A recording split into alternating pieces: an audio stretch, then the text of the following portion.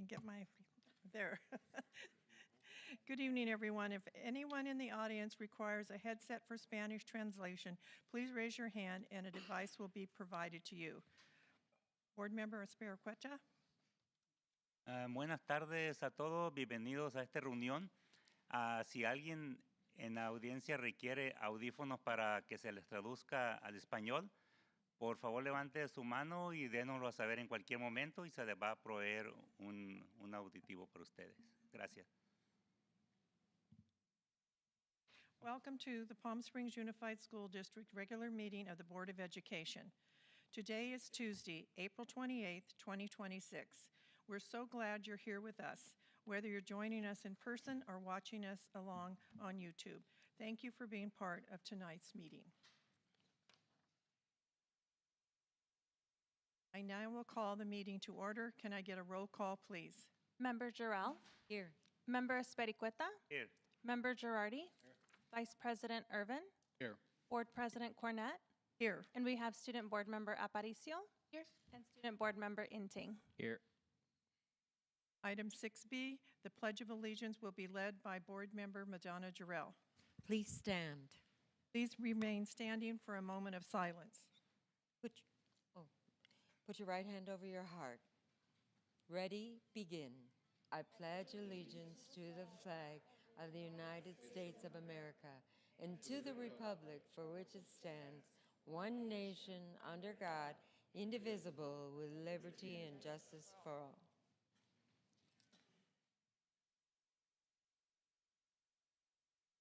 James Hahn dedicated 10 years of service to the Palm Springs Unified School District as District Patrol Safety Officer.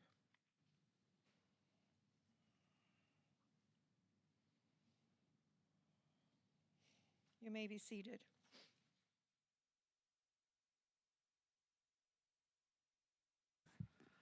Our mission statement will be read by Student Board Member Olivia Aparicueto.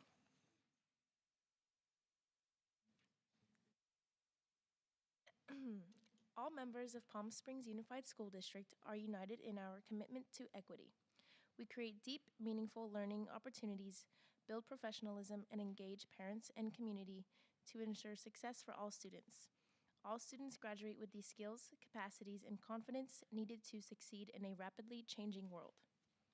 Thank you. And Board Member Sergio Espericueta will read it in Spanish. Thank you, President Cornett. Todos los miembros del Distrito Escolar Unificado de Palm Springs están unidos en nuestros compromisos con la equidad. Creamos oportunidades de aprendizaje profundas y significativas. Creamos profesionalismo e involucramos a los padres y a la comunidad para garantizar el éxito de todos los estudiantes. Todos los estudiantes se gradúan con las habilidades, capacidades y confianza necesaria para tener éxito en un mundo de cambio rápido. Gracias. Thank you. Our land acknowledgement will be read by Student Board Member Tracy Ting Integ. The Palm Springs Unified School District acknowledges the Kuya as the original stewards of the land on which the Palm Springs Unified School District facilities now sit. We are grateful to have the opportunity to work with the indigenous people in this place. We pay our respect to the Kuya people past, present, and emerging who have been here since time immemorial. Thank you, Tracy. Report of closed session items, actions. Clerk Irvin, are there any closed session actions to report? No, President Cornett, there is no closed session action items to report. Item 8, approval of the agenda. Can I get a motion to approve the agenda as presented?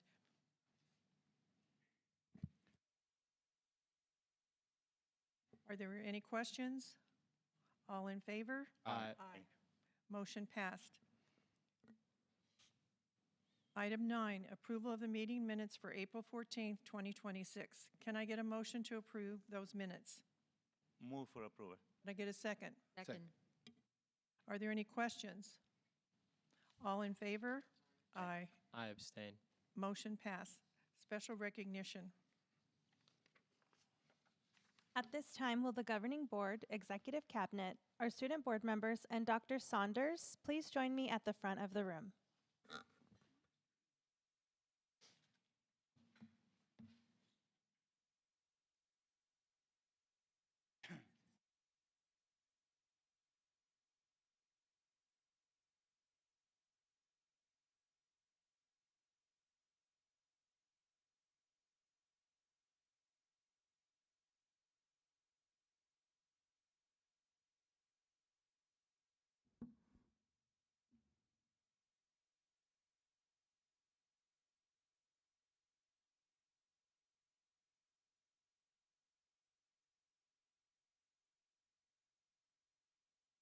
The governing board would like to recognize and commend the following scholars for academic excellence. Our first scholar, Christopher Carra from Rancho Mirage Elementary School.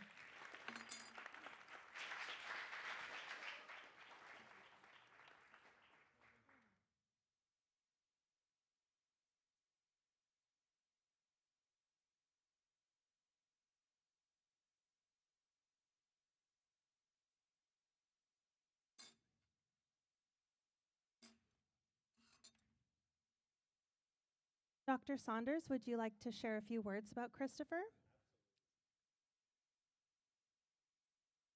Good evening, everyone. Christopher Cara has been an outstanding president of our Early Act Leadership Club in partnership with the Ranch Mirage Rotary Club and has shown strong dedication to helping others in our community. He helped organize a blanket donation drive for Animal Samaritans in Thousand Palms to support animals in need. He also led the effort in creating Valentine's cards for senior citizens, helping spread kindness and joy during the holiday season. In addition, Christopher helped organize a canned food drive for the holidays to support families in need. His leadership, compassion, and commitment to service have made a positive impact on both our school and the community.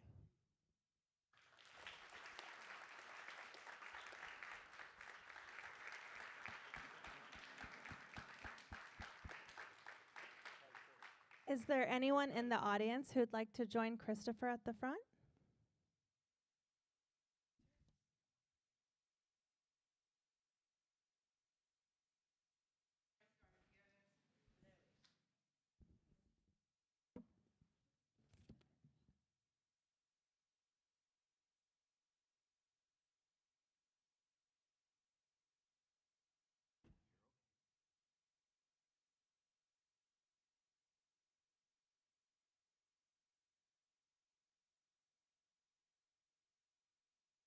Thank you, Christopher.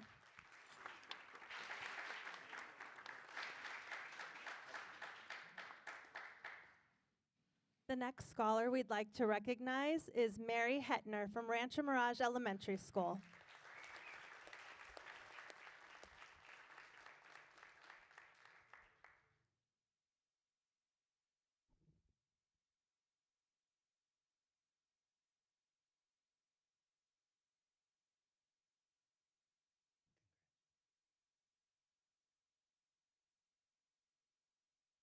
Dr. Saunders, would you like to share a few words about Mary?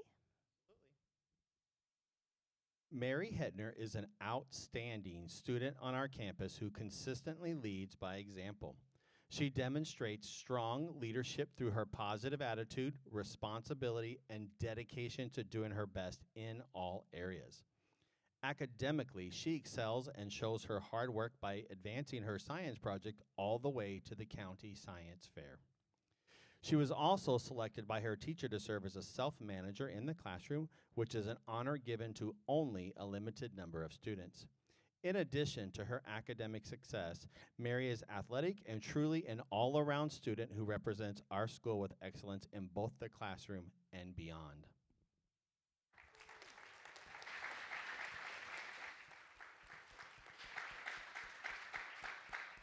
Is there anyone in the audience who would like to join Mary at the front?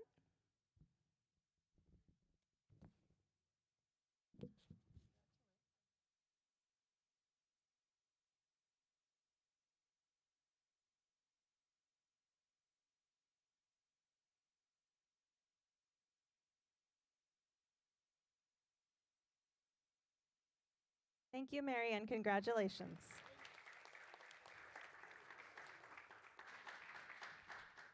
Up next, the governing board would like to recognize and commend the following parents for being involved in Rancho Mirage Elementary School site activities and events. Our first parent is Robert Scott.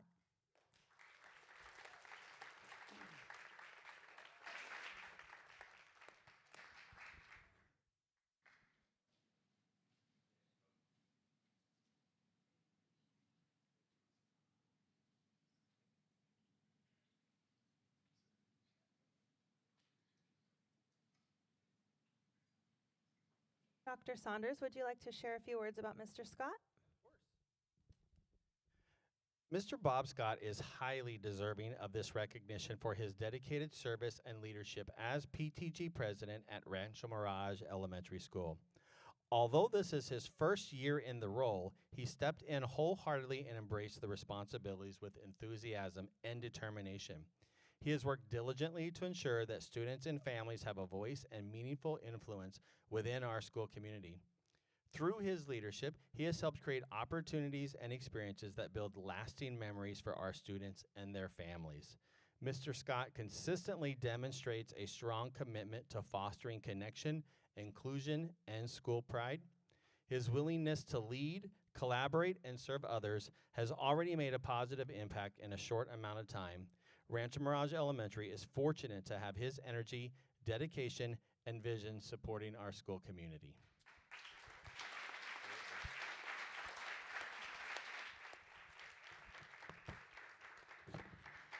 Mr. Scott, would you like to share a few words or invite anybody to the front to join you?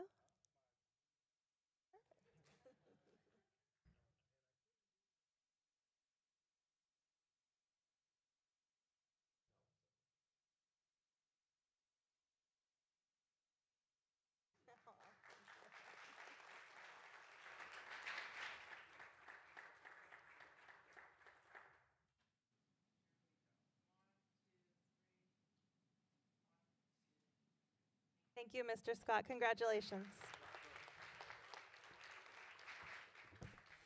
The next parent we'd like to recognize is Charlene Magdaleno.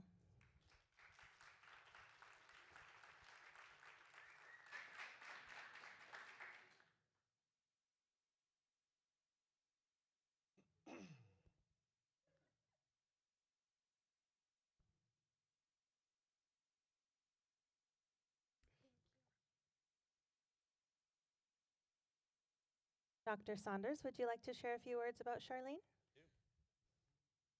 Miss Charlene Magdaleno is highly deserving of this recognition for her selfless volunteer efforts and unwavering commitment to Rancho Mirage Elementary School. As an active PTG member, she has dedicated more than 5 years of service to supporting our students, staff, and school community. Her generosity of time and energy has made a lasting impact on countless school events and initiatives. Most recently, Ms. Magdaleno played a key role in securing funds and creating the opportunity for our TK students to attend a field trip to the Children's Discovery Museum. This enriching experience provided our youngest learners with meaningful hands-on learning opportunities they might not otherwise have had. Her dedication to ensuring students have access to memorable and educational experiences is truly admirable. Ms. Magdaleno's advocacy, leadership, and continued support are invaluable to the success of Rancho Mirage Elementary.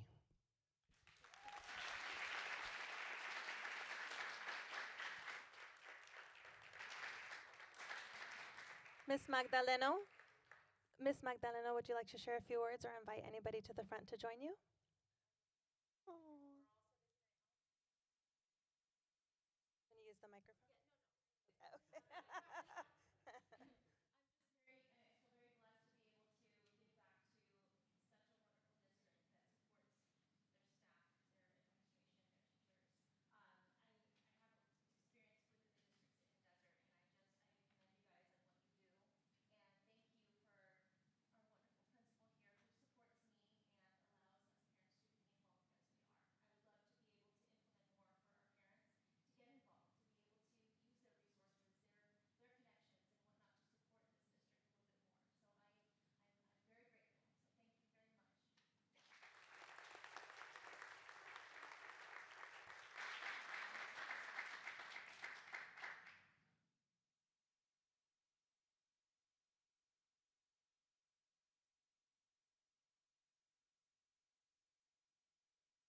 Thank you and congratulations.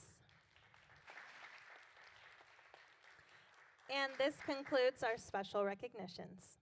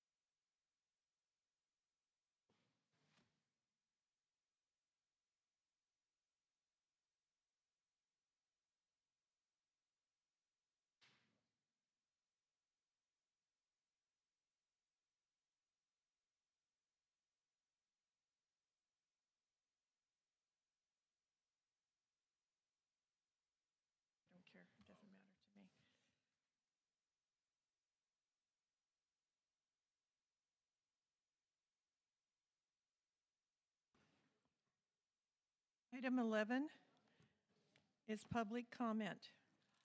Vice President Irvin, have we received any electronic comments? We have not received any electronic comments. In-person comments. All comments are to be directed to the board, be under 3 minutes, and shall be devoid of any personal attacks. Members of the public are expected to maintain a professional, courteous decorum during public comments. Board members do not respond to public comments. Do we have any members of the public who wish to address the Board of Education?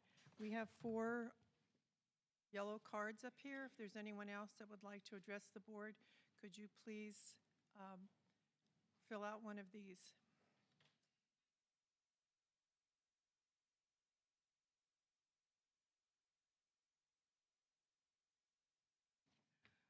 First up, we have Mrs. Stewart. Would you like to come to the front? Is it Mr. Stewart? Sorry. Sorry.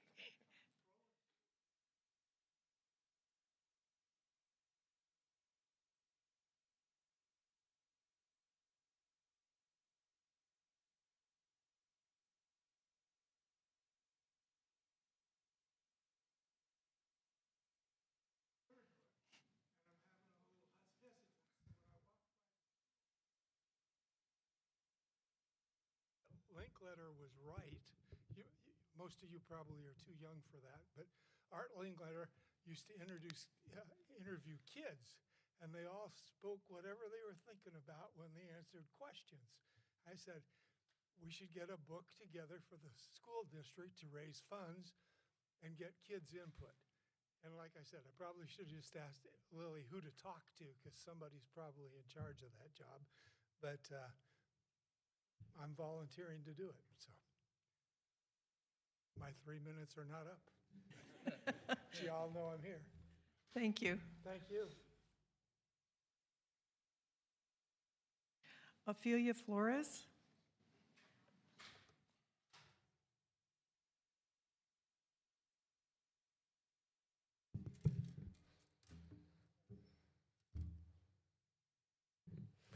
Good evening, board members. My name is Ophelia Flores.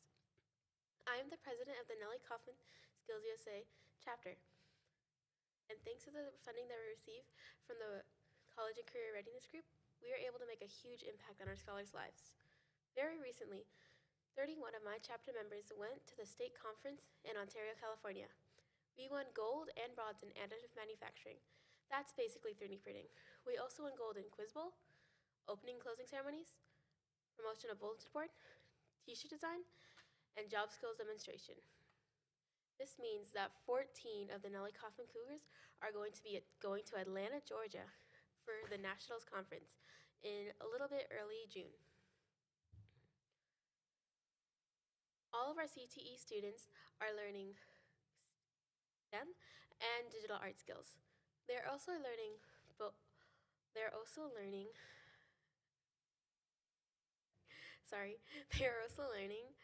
the extremely desirable workplace skills, such as responsibility, communication, time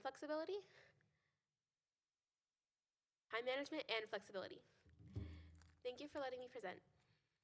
My minutes are up. Thank you.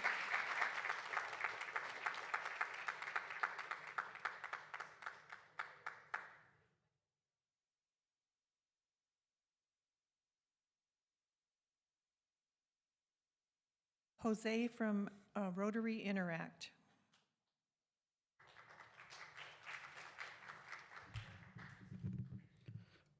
First of all, good afternoon. I am from the Cathedral City High School Rotary Interact Club, and we are here today to invite you to our annual Cinco de Mayo event. We do have letters here, if I may hand this to someone to spread them out, or...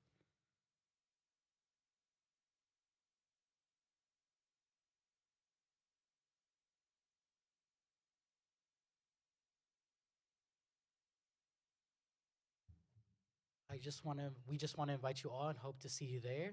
We did forget a couple letters that will be sent to you later on and throughout the week. Thank you guys so much.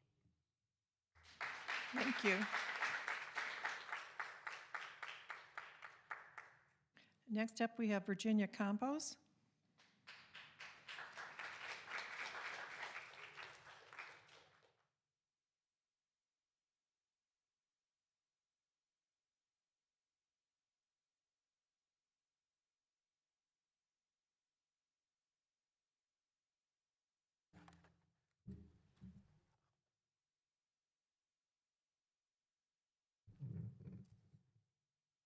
Buenas tardes. Estoy presente aquí nuevamente. Ya había venido anteriormente el 9 de febrero.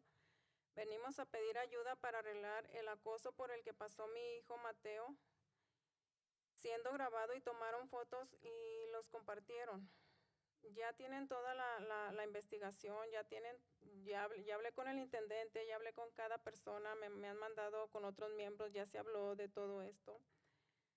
Desde entonces hasta el día de hoy ya son 3 meses y el acoso no ha parado. Sigue siendo acosado, intimidado, porque mi niño habla, porque mi niño dice, porque mi niño a pesar de las humillaciones y de las agresiones verbales y agresiones verbales y físicas, porque ya le están echando hasta desodorante en su cara, mi hijo no se calla. Mi hijo no se intimida, aunque tratan de intimidarlo, él no lo hace, él está tratando de ser un niño valiente, pero se está llegando el día en que quizás algún día no pueda más. ¿Por qué? Porque sigue intimidado no solamente por un estudiante, sino por más grupos, como por 3, 4 niños más. Porque no se calla, porque no se queda callado, porque él presenta agresión día con día. En vez de que pare, sigue el bullying. Es verdaderamente preocupante, porque hasta a mí me están tratando de intimidar porque no nos quedamos callados, porque estamos hablando, porque les hemos dicho que no vamos a parar hasta que arreglen el problema, un problema que se debió de haber arreglado desde el primer minuto por ambas directoras, tanto la señora Melissa, directora de la escuela Nelly Goldman, y la señora Antonia, directora del título 9. Es extremadamente nuestra preocupación, porque una maestra también ya nos mandó un mensaje preocupada por mi hijo, que a pesar de todo el acoso que está sufriendo, ella se encuentra extremadamente preocupada también. Good afternoon. I am here. I was present before on February the 9th. I am here to ask for help in the bullying of my son, Mateo. He was filmed and photos were shared of him. I have spoken to other members, I have spoken to other people, and now it has been 3 months and the harassment has not stopped. My child, my son, he speaks. He has been humiliated, he has been attacked verbally and physically. They have even thrown deodorant in his face. And he will not allow himself to be intimidated. He is being brave, but he can't take any more. Not just one student is bullying him. There are 3 or 4, and he does not stay quiet. This happens day by day, and the bullying continues. It's really worrying to me. And they have even tried to bully me into being quiet. And so this has happened. I have spoken to the principal, Melissa, at Nelly Kaufman, and to Miss Antonia. And I am really, really worried. And I have even had messages from a teacher who is worried for my son. Fue grabado en los baños. He was recorded in the bathroom. Sin consentimiento, sin darse cuenta, y fueron difundidas sus fotos y videos. Sin consentimiento, violando los derechos de privacidad del estudiante. He was filmed in the bathroom without his consent and without his knowledge, violating his privacy rights in the bathroom. Y nosotros estamos siendo intimidados. En vez de que paren y arreglen este problema, nos están haciendo sentir a nosotros como si nosotros fuéramos el problema.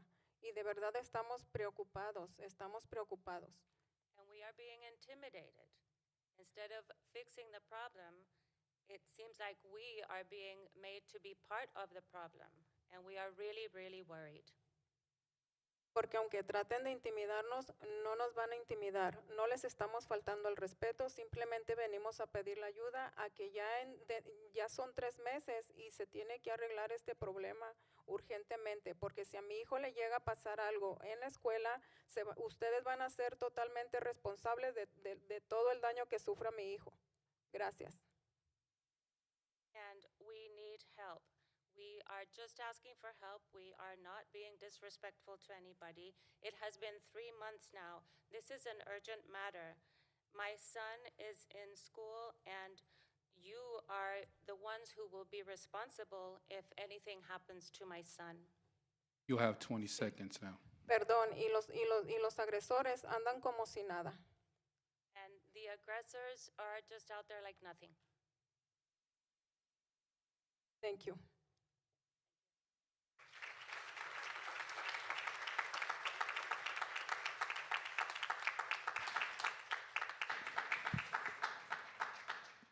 Thank you for the public comments.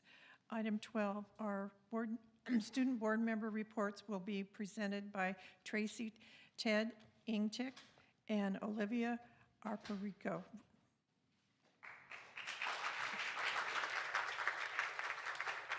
Next, first up, we have Tracy Ted Inting from Palm Springs High School.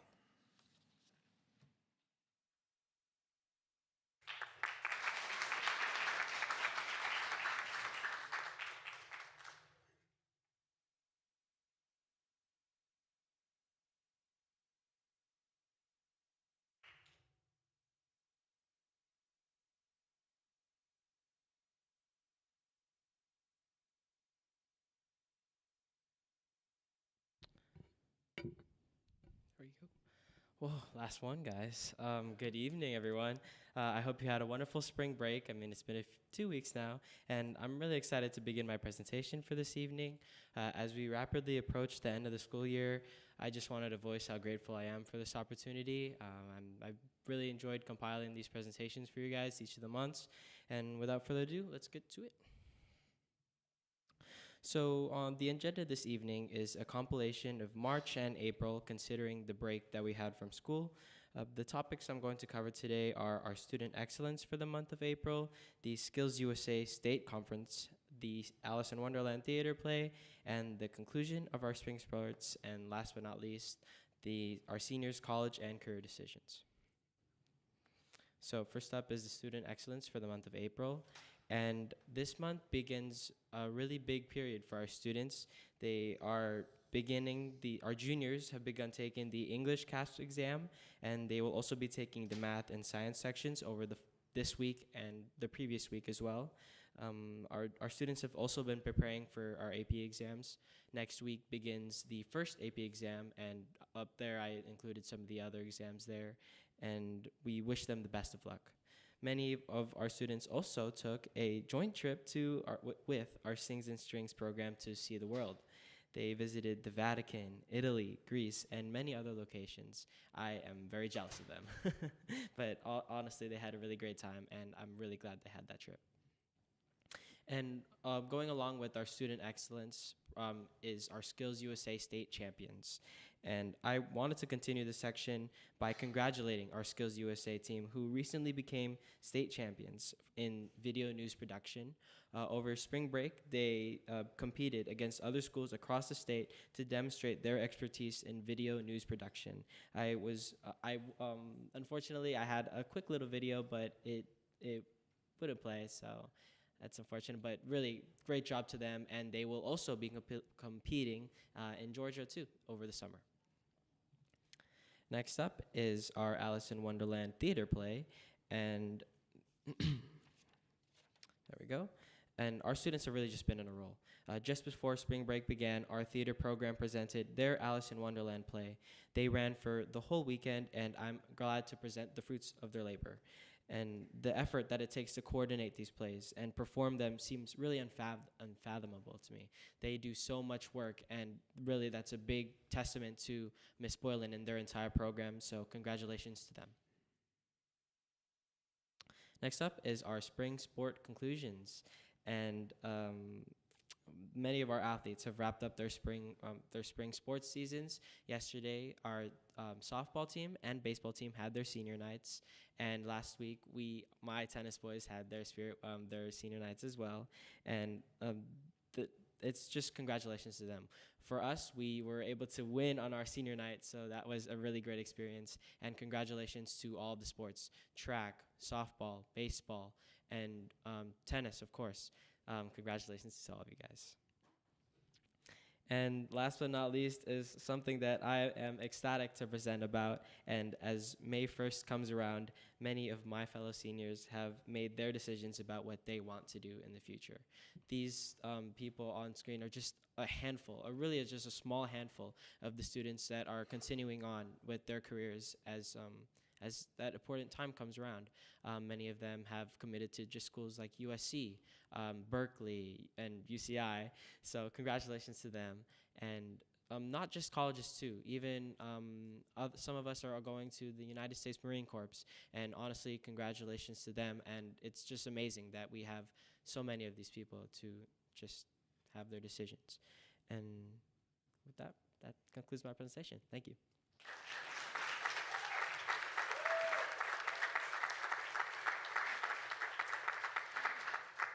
Thank you, Tracy.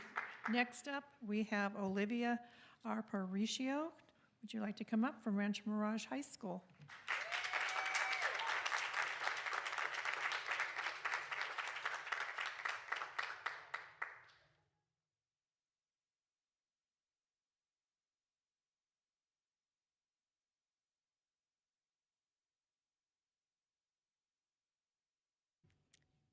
Hello and good evening, everyone. My name is Olivia Aparicio, and I am the Rancho Mirage High School Board Representative.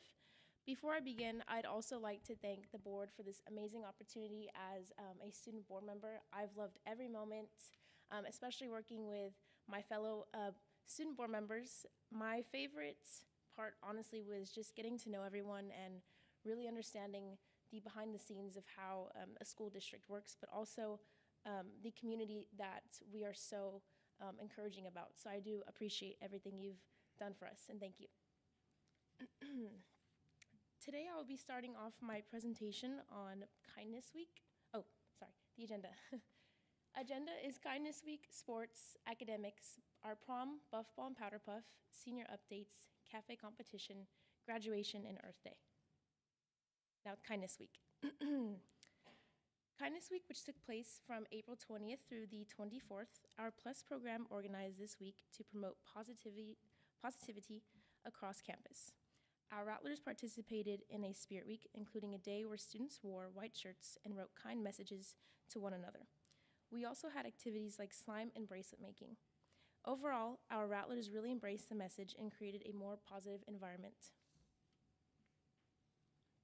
Moving on to our sports. This year, our tennis team is 2-8 overall. However, they will be moving on to the DEL second round finals at the Indian Wells Tennis Gardens. We have two duos that have made it, and we just are so proud of our Rattlers, and we cannot wait to see what comes next.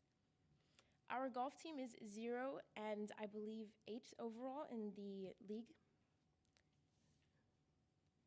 And moving on to our baseball overall is 5-8. Their senior night is also coming up, and we are very excited for everything that they've accomplished this season. And additionally, our softball senior night is also coming up this Thursday, where our senior softball girls will be recognized for all of their hard work, and they are 5-7 overall. Next, our swim team is also 0-8, I believe, in league. It is a bit of a rough season this year. However, they have bonded overall this season and will be competing on Thursday at the DEL finals at Palm Desert High School. Our track and field does have DEL finals as well this Thursday, or today, and Thursday. Next, our Rancho Mirage dance team. They had their spring show a couple days ago and their senior night, where the dance team performed many great performances, very creative styles, and it was just an amazing night for our senior girls and boys. Moving on to our academics. Our counselors recently visited courses selections with the 9th, 10th, and 11th graders, discussing the next year's selecting of courses, giving our Rattlers guidance and support. We also completed state CAS testing for sophomores and juniors. And now our Rattlers are preparing for the AP exams. These students have been working really hard, and our staff has been very supportive and encouraging throughout the process. Moving on to prom. Our prom is going to be this Saturday. It is a night in Venice. We are very excited as it is our last dance as seniors. Additionally, we had our prom fashion show where our seniors were in the main gym, and basically we had this fashion show where our seniors got to dress up, get their hair done, their makeup done, and walk across the stage and have the whole school watch. And it was just a very fun, exciting experience to promote prom. Additionally, we'll be moving on to our Buff Ball and Powder Puff season, where our girls will be playing flag football and our boys will be playing volleyball.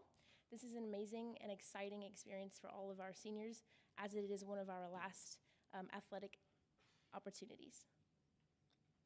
And our senior updates. Our seniors recently picked up their cap and gowns. This was the most exciting thing we've done so far. It was just basically a day where we had this just overwhelming feeling of we did it, we've accomplished everything that we've worked so hard for, and I'm just extremely proud of all of our Rattlers.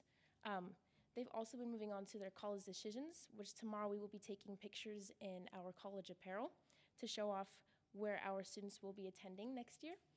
And that will be given a slide presentation on commitment day, which is May 1st. And then we do have our senior awards night coming up and our senior movie night. Next, we have our cafe competition. Our cafe members went to an FCCLA cake decoration competition in Riverside, where the 10th and 12th graders went and created cakes, had a dance party, and met so many other cooks and chefs, and it was just an amazing experience for them. And last but not least, we have Earth Day, where our ASB and Plush Trash pickup was held on the 30th and Rattler Street, which we picked up tons and tons of trash, and it was just a really great experience, and I'm pretty sure it showed us how hard the custodians work outside and inside of our schools, so we're just very thankful for that. And additionally, our Earth Club did have a walk around campus where they walked around with our staff just to highlight the Earth Club Day and just picking up trash. And that concludes my presentation. Thank you.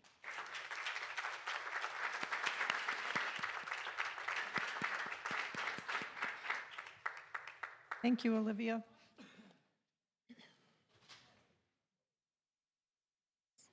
Kind of let them all leave now.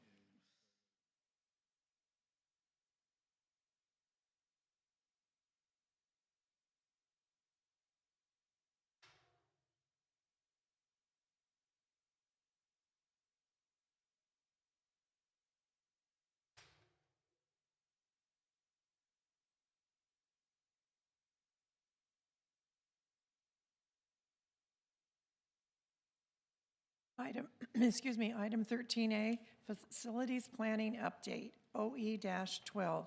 Mr. Simmons, will you introduce our speaker? I will. Thank you, President Cornett. So we have Kent Hems here this evening. He's the Assistant Director of Facilities and Planning, and he'll provide an update on the Palm Springs Energy Conservation and Energy Management Program. Thank you.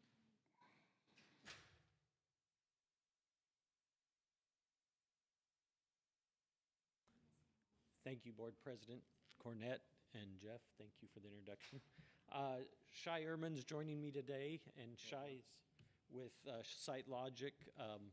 SiteLogic was one of our partners in our energy management process that we're working on. So energy management is a big portion of what we do in facilities because it affects decisions we make on our new projects and also modernizations. So the thing that's really difficult is energy demands change. We have a lot of programs that change over the years. Our ELOT program has now taken on and performs camps during breaks, so we can't shut down schools like we used to in the past. We've done other things like facility renovations and expansions that have increased the number of square footage that we have on our campuses. But the renovations also are allowing us to put more energy efficient equipment in use. So it's a balancing act between the things that we're improving and then the expanded programs. One of the big things I know the board was very involved in was the lighting of all the high school athletic fields. A lot of extra energy use, but at the same time, balancing the scheduling of those and how we operate those helps us to be more energy efficient. We've also taken steps, obviously, with solar, battery energy storage solutions at our 4 high schools and here at our district office. And we're now working on electric vehicle charging stations. We've added some here at our district office to support the transition to electric vehicles, and SCE has also allowed us to place some of their Charge Ready program chargers at both Cathedral City High School and at Desert Hot Springs High School. Along with our upgrades, we're upgrading our controls to make our HVAC equipment more energy efficient and easier to schedule. And one of the big things that we all are very aware of is climate. Adjusting our use because of temperature increases. We know we had record temperatures in March, which were unprecedented, which drives up our energy use.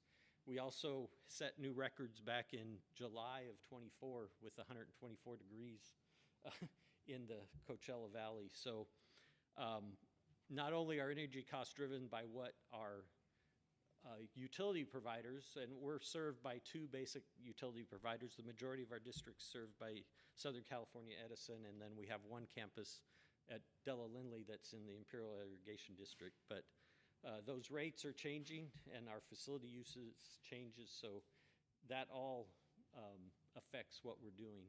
But our goal in managing all this is affordability and trying to reduce our energy costs. So our association with SiteLogic began in 2018-2019, that school year. And what we did is we started with a baseline, and that baseline gave us something to monitor and measure how we're using our energy. So that's a continuous process. We look at our scheduling and making sure that units and lights are only on when they need to be on. And then we're looking and monitoring the rates that SCE is charging. We have peak demands at 4 p.m., so we're trying to make sure things are shut off by 4 p.m., but not jeopardizing the comfort of the after-school programs that through Think Together and some of those other programs that we've added. And then one of the big things, and Shai can talk a little bit about the regulatory reporting, the state of California has added some requirements to regulate how much power school campuses use. I think it's campuses over 50,000 square feet, or any commercial building over 50,000 square feet. So did you want to touch a little bit on that, Shai? Sure, yes. Hello, everyone. Hello, board. So yeah, this is mandatory reporting now from CEC. This is an annual reporting, and it's just one of our SiteLogic's functions helping the district right now. They started doing this reporting a couple years ago, so it's a relatively new process. But there are several other areas where reporting is required. The ECE loan, and other departments have requested energy data, for example. So that's one of our roles, is just to be available to provide the energy data you need. And I'll get to how we do that in a moment. But that's part of this larger program that, we are trying to help the district build an effective and sustainable energy program, and grow this energy program through continuous monitoring. And I will show you on the next slide our utility dashboard.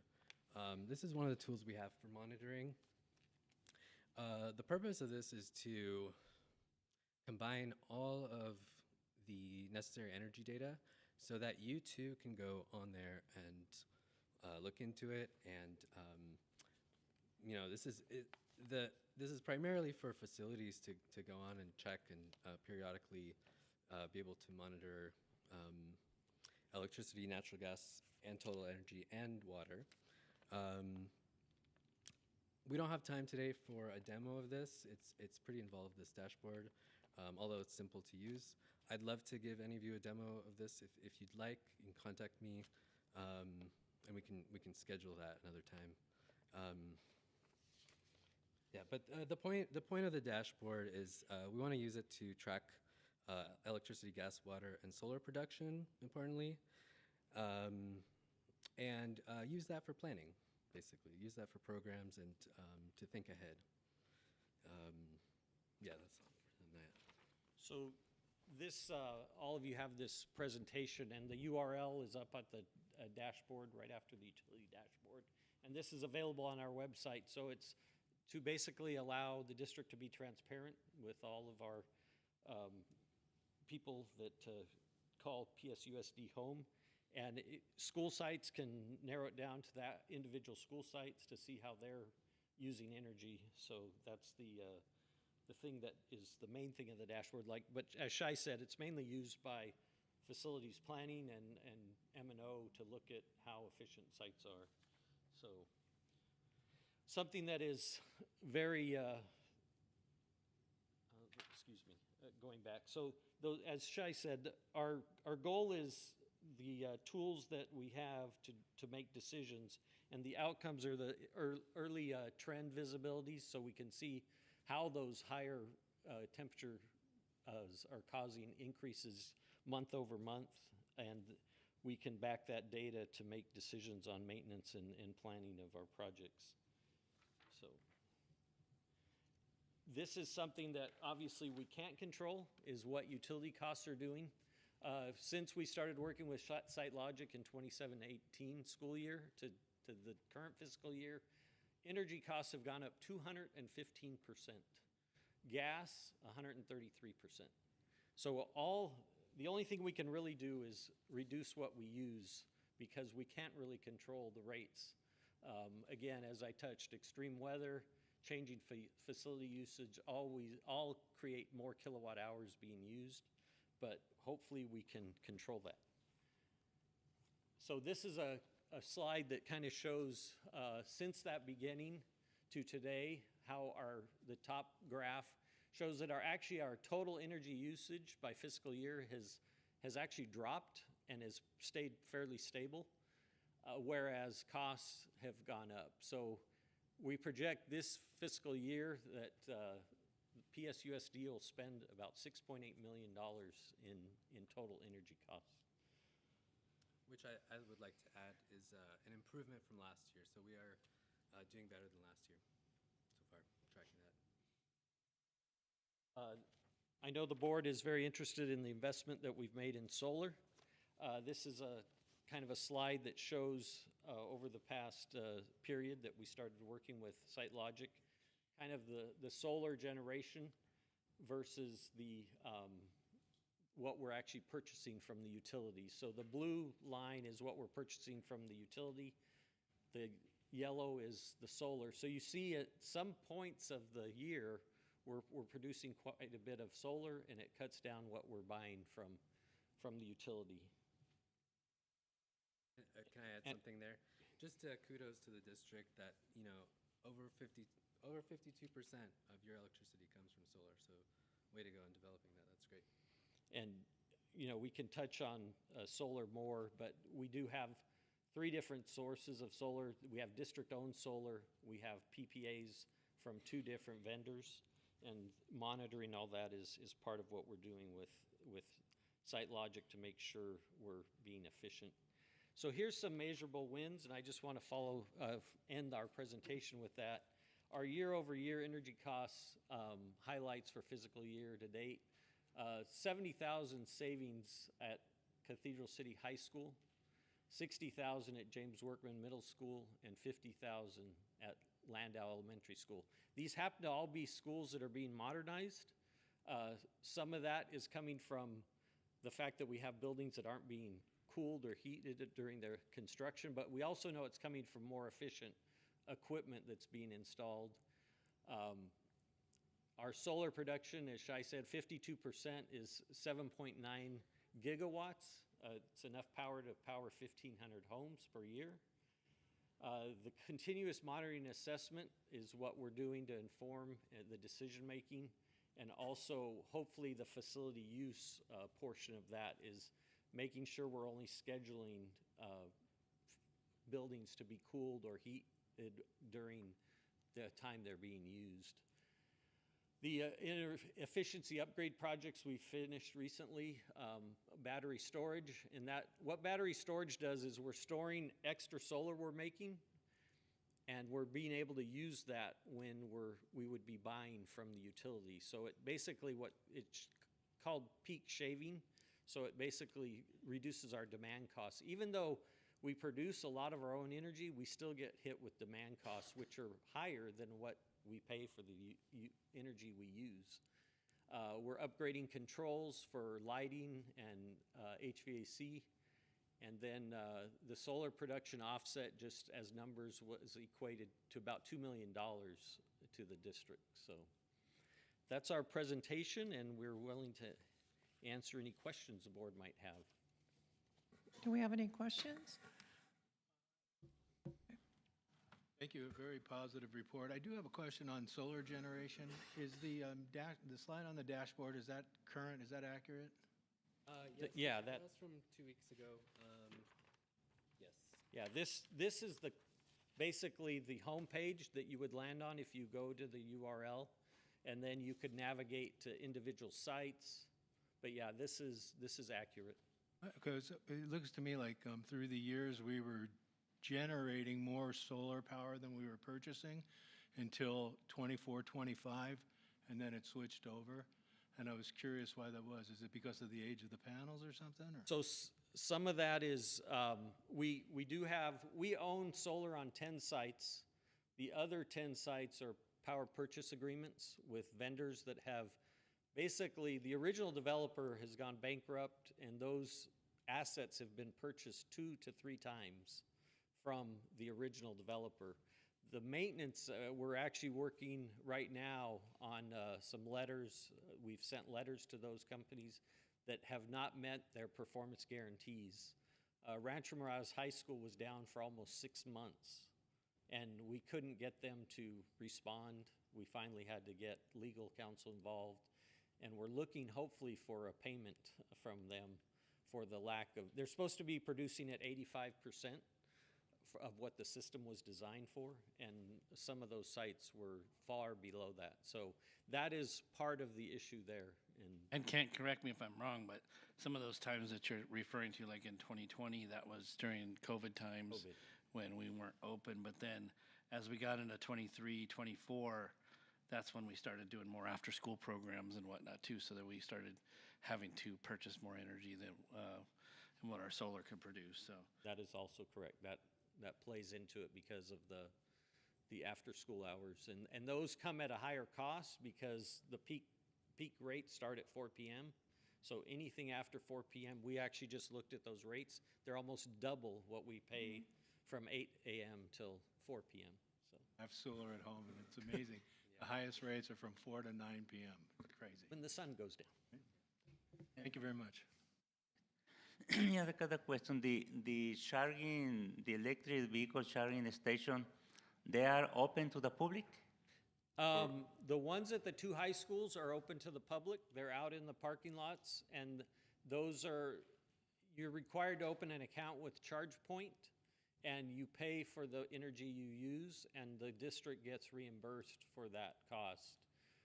The ones here at the district service center are behind the gate. They're intended to be for the fleet when we transition to electric vehicles, but they're also open to the public, I should say staff that has access to the back. So, and they would pay for the energy that they use. So. Okay, thank you. Mm-hmm. Any other comments or questions? Thank you. Thank you.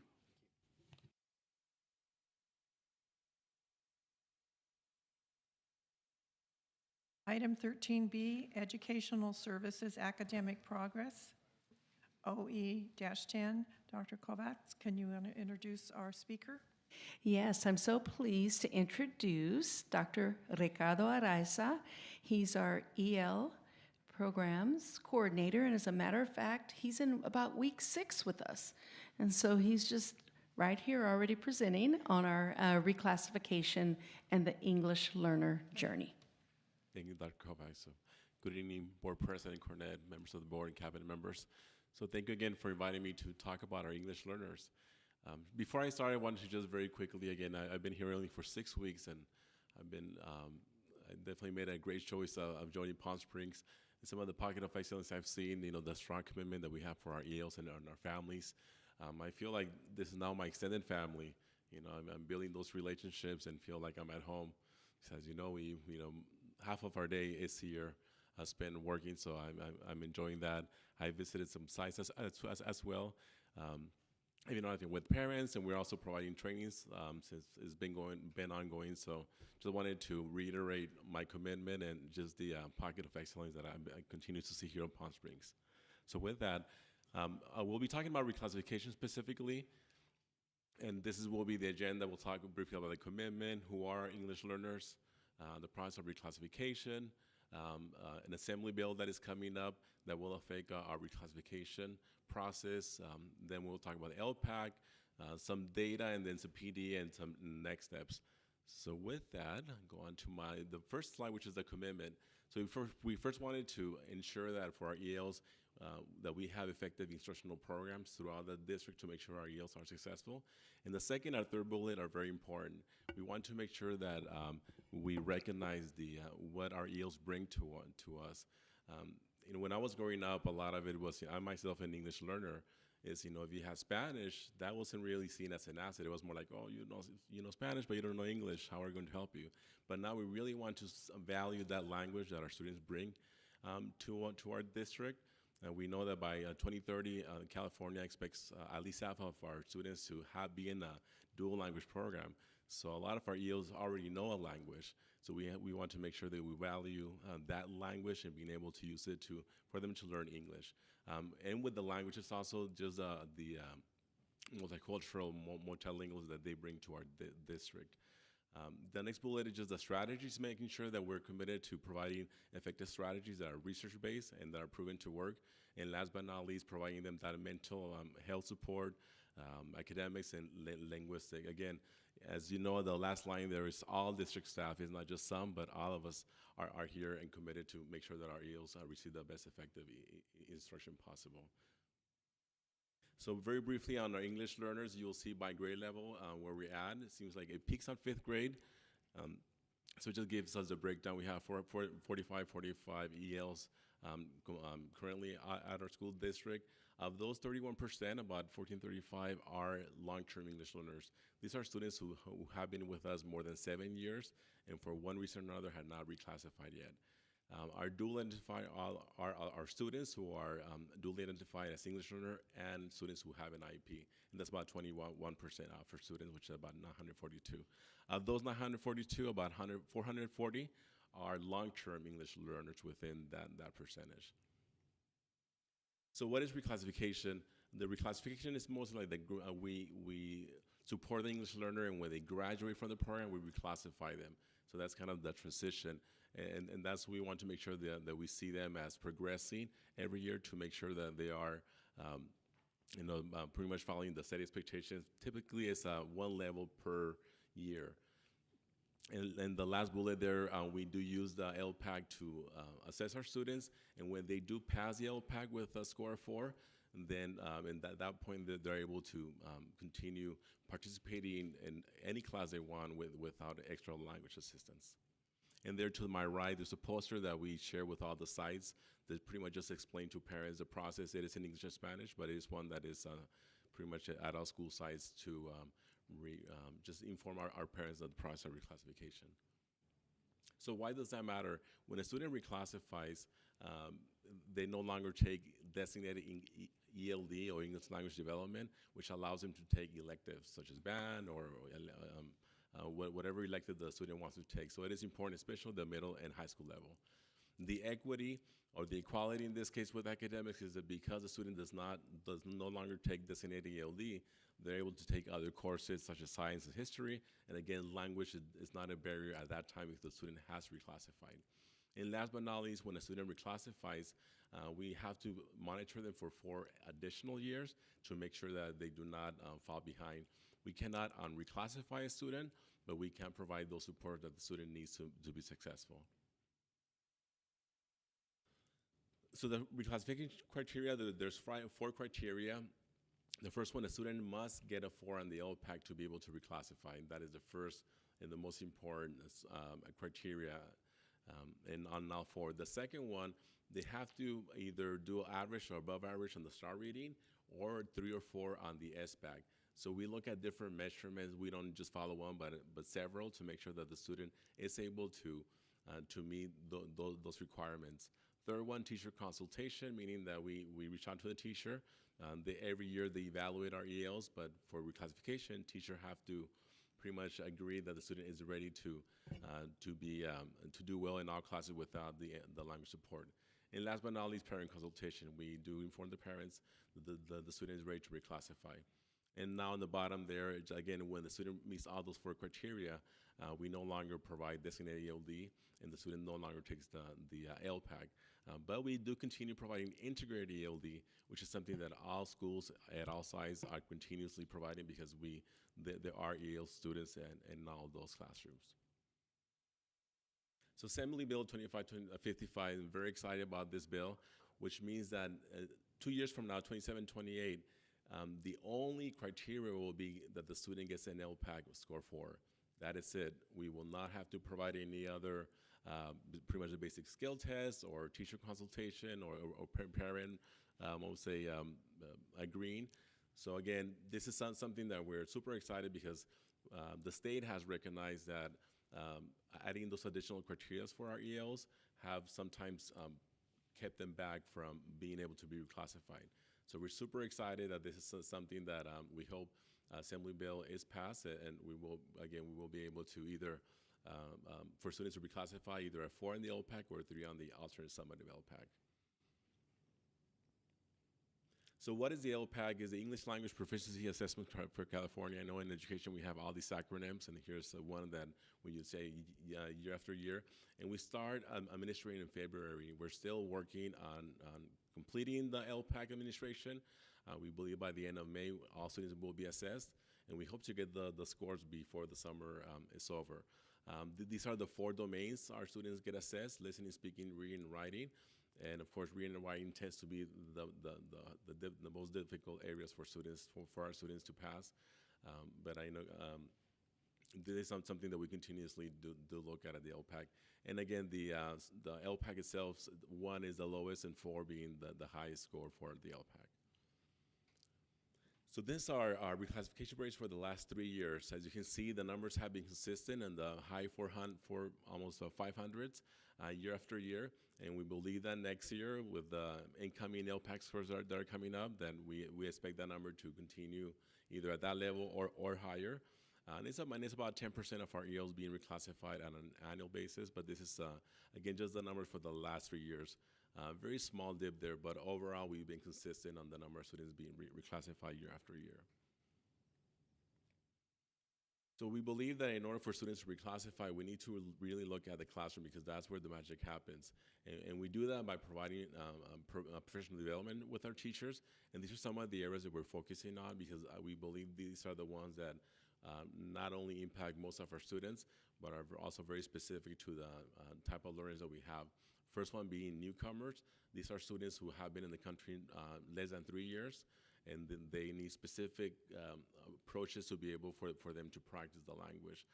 Long-term English learners is another focus that we're also working with our teachers to make sure that they're providing those supports and allowing them to help them with the LPAC. Designated and integrated ELD continues to be an area that we continuously provide that training to teachers because we know that designated English language development not only is a required, but that is the building blocks of our ELs to be successful. And the integrated ELD, like I mentioned, is happening every day, all day, through the other subjects like math, social studies, science, whatever that might be. And also thinking maps. We do work with our new teachers on building that capacity, but we do continue providing that support year after year. We also have English Learner Strategy Nights. We just had one tonight and ended at 6:30. We had, there were about 50 teachers who were invited to this event. And it's an any teacher who wants to show about to learn more about how to support ELs. And we do have one school site, this Desert Springs Middle School, who was part of the community of practice, which is support that is being provided by the county, our Riverside County of Education, to how they can support our English learners at the middle school level.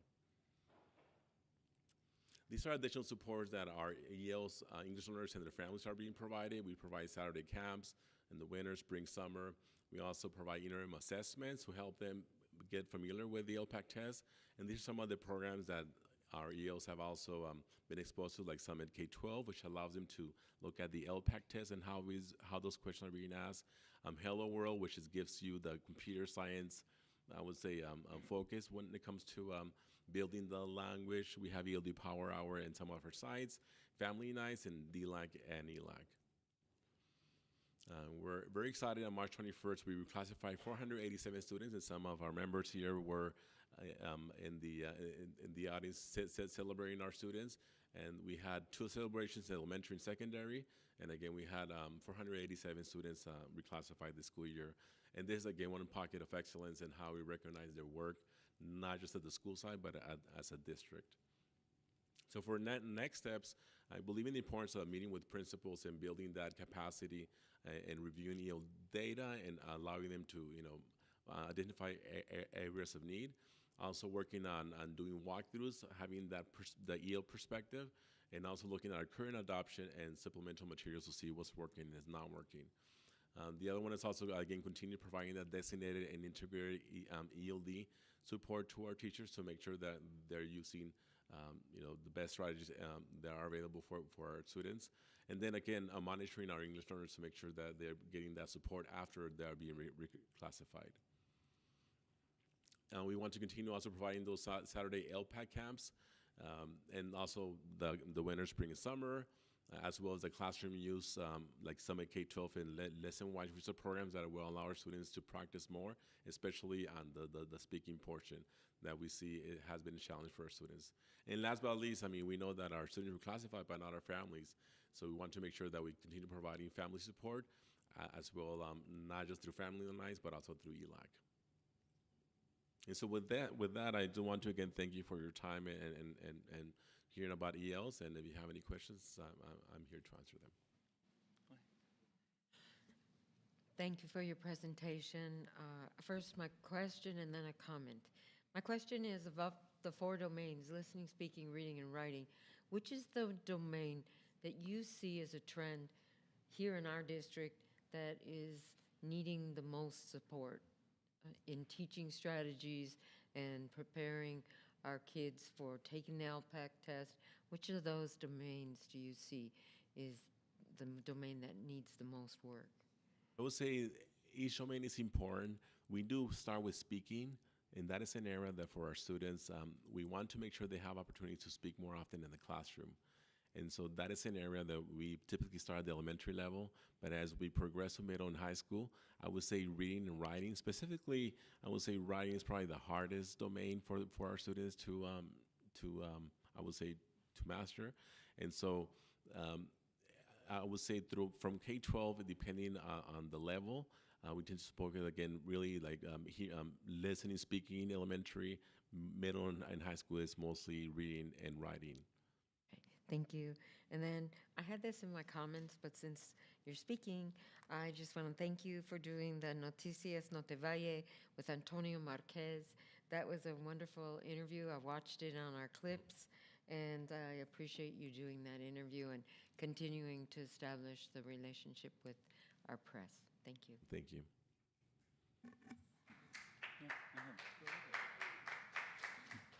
Yeah, Dr. Araiza, I have a couple of questions, but one is the student, how the test practice before the the official test that they do? Yes, that is one of the emphasis that the Palm Springs has been doing for many years, allowing them to see the test, practice the test. One of them is through interim assessments that the state allows us to use. We also have Summit K-12, Hello World, and there's a couple more programs that we're using to make sure that our students are giving that experience. The Saturday camps are specifically also to allow them to practice how the test looks like. Because one way is how they teach it in the classroom, but one way is how the question is being asked in the LPAC. Thank you, Arisa. The other one, the number is big. It's around 5,000 English learners in total, and the long-term student is more than 1,000. And also, you mentioned about the Assembly Bill 255 that is with the intention to increase the student that get the reclassification, because something that I would like to see is more reclassified student and not keeping the 10% for long time, to increase to 20%. I know that is a lot, but yeah, the bill is with that intention to reduce the requirements. So starting with the percentage, the state average is about 10%, and we're about the same. So I know that we're doing a great job, but we're pretty much doing what the state is asking for us. We definitely have a space to grow and to focus more on that. And I think we've been very intentional these last couple of years to make sure that our students really understand the purpose of the LPAC. We're seeing sometimes that our students, not saying all, but there's some that say, oh, it's just a test. I'll just, see, I just have to finish it and they have to go back to class. So really emphasizing the importance and how will that affect them. When it comes to the Assembly Bill 2555, I believe the intention behind the bill is to really, I would say, increase the number of reclassified students. And again, California is one of the few states that has all these 4 criteria. Other states only need just one test, you pass it, and you're good. So in a way, we're kind of mimicking what other states are currently doing, which is just one assessment, which is the LPAC. Thank you, Mr. Rice. You're welcome. Real quick, great presentation. I'm just curious, and I'm not sure how to phrase this. It doesn't look like, looking at the data, that it has any impact. But what impact should our dual immersion program have on our success rates there? Dual immersion programs the rate will increase in dual language programs. I've been a principal of language programs. In my experience have been, and this is statewide, and studies have shown that our students who are in dual language programs do as much more better than students who are not in the dual language program. So I'm highly confident. If I don't like to gamble, but that one I can say, if we put all students in dual language programs, students will definitely will outperform even our English only students. So it's a great program, and I think it makes sense because we're teaching them in both languages, so you can just see the exposure to both languages. Our students, cognitively are challenged much more. So I do expect, again, our reclassification rates in the dual language programs to be way higher than our non-dual language programs. Your data only went back a few years. I wonder, have we seen an increase since we've implemented? It's probably a question you're not prepared to answer, but I'm just curious. We can get that data for you, but just really reiterating what Dr. Araiza said, just the research on the dual language programs, that those students will or should outperform our English-only students. Not all of them, but as he said, the cognitive levels and with the 2 languages, and also looking at the reclassification rates. We can pull that data for you as far as that. Look, usually, even previously, as I think back to Vista Del Monte, there were a few years, like even if you were to look at the data from your 3rd grade students on CASP, some of the students who were in the DI program outperformed students who were not in the DI program. Thank you. You're welcome. Any questions? I have a question. We have seems to have a lot of long-term English language learners. Is there anything specifically targeted at them to help them get reclassified? So yes, I would say the first thing is teacher training. There's been a huge amount of energy and effort training our teachers who are working with our LTELs, long-term English learners, to make sure that not only are they aware of the LPAC and the impact, but not are they successful in other classrooms. Also, at the high school level, we have our COSAs, counselors and special assignments, and their main focus is to work with our LTELs and our newcomers. To see how they can better support them, and we are seeing, definitely areas of growth there for our students who are getting that individual attention or group attention. So again, I think year after year, it seems like that continues to be the focus, how we can support our LTELs. In my ideal world, you were to ask me, Ricardo, what would be one thing you would recommend? For me, it's like all students should reclassify by 5th grade if they've been here since kindergarten. That will be in my ideal world, and we know that doesn't happen. And so once they hit middle and high school, again, in addition to teacher training that is being provided, there's been a lot of programs like Summit K-12 and other programs, supplemental programs that really allows our teachers to show our students how that test looks like, also showing them the importance of that test, and then I'll providing all those opportunities like Saturday camps and other types of support. There's also this, like I said, we have this EL strategy nights that we just had with our teachers. So also allowing our teachers to gain more experience in working with our long-term ELs. And again, that is something that is not just a Palm Spring situation, it is a statewide, unfortunately. And we hope that with the Assembly bill, that will also decrease the number of LTELs in the future.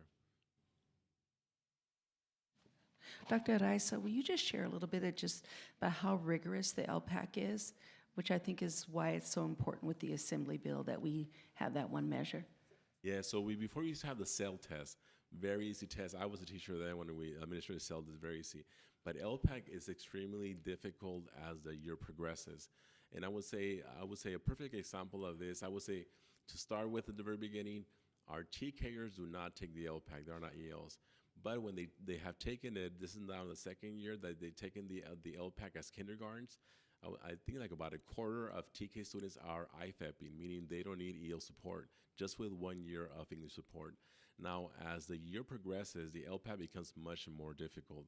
So at the very beginning, it's very basic, you say your name or identify objects, whereas in middle and high school, it's read this passage, and now you have to pretty much use a lot of I would say DOKs, the depth of knowledge questions, where they have to really look at the text and be able to identify. I mean, it's very specific and much more difficult to pass. And by the time students hit the high school, it's extremely difficult to pass that test because again, the rigor is much higher, and our students aren't able to pass it. So if they have not been well prepared, it just becomes harder and more difficult for our students to not pass the LPAC, again, at the high school level, that's one of the reasons why they may keep on staying as long-term ELs. So our goal is, let's get them as early as possible, let's invest as much as we're able to at the elementary level, so that we don't have that challenge, coming middle or high school. Okay, thank you. Thank you for your report. You're welcome. Any other questions? Oh, okay, thank you. Welcome.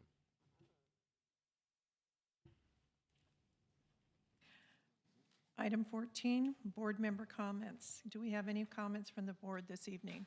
Who would like to start?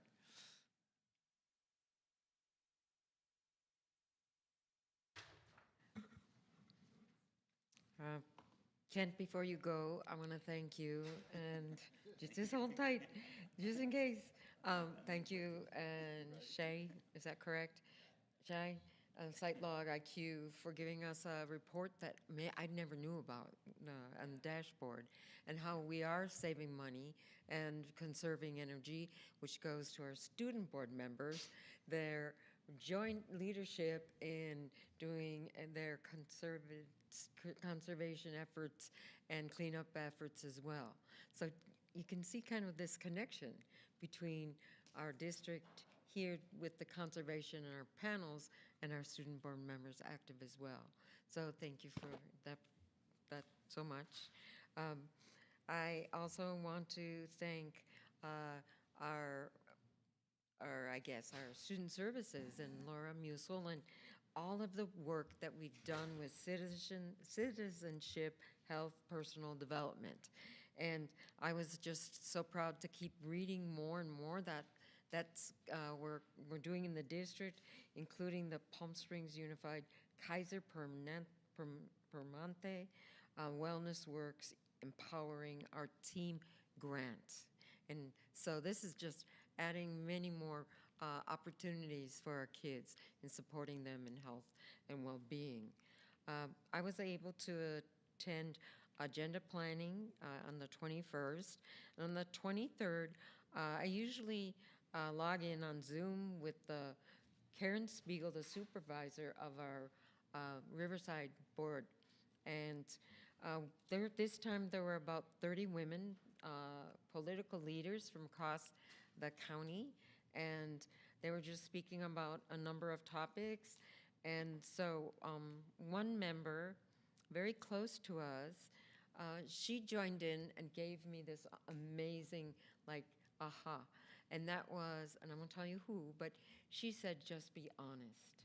And I really liked that. And she was talking about someone asking her, when someone asks you an uncomfortable question or something, she said, just be honest. And I thought that was a really good learning opportunity for me. So I still get to meet women in politics across the valley every month. And the next board meeting for them is lunchtime in June. I also, on the 24th, at the plaza, I went to see Rhinestones and Rainbows, the songs of Dolly Parton, and others. And it was conducted by one of our music teachers. We have the most talented leaders and teachers that are also adding to the amazing events here in our community. And there sits Martin. And Martin was the interpreter that night, and he had me crying when he sign language, I Will Always Love You by Dolly Parton. And I filmed it, the end of it especially.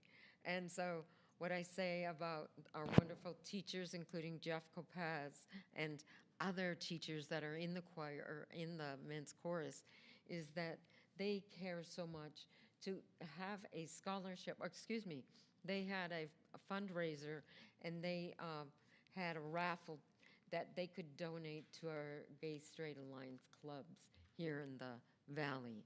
And so to them and all the wonderful talent, that conductor is so busy, and for him to spend those hours on this amazing performance was phenomenal. So kudos to all of you and the people that worked hard on that. I also just want to say two more things. Palm Springs High School Junior Boys and Girls Club Youth of the Year, Yareli Mosqueda Rivera, Leader, Storyteller, Honor Roll. We just have kids coming to the surface being honored for so many reasons. Thank you.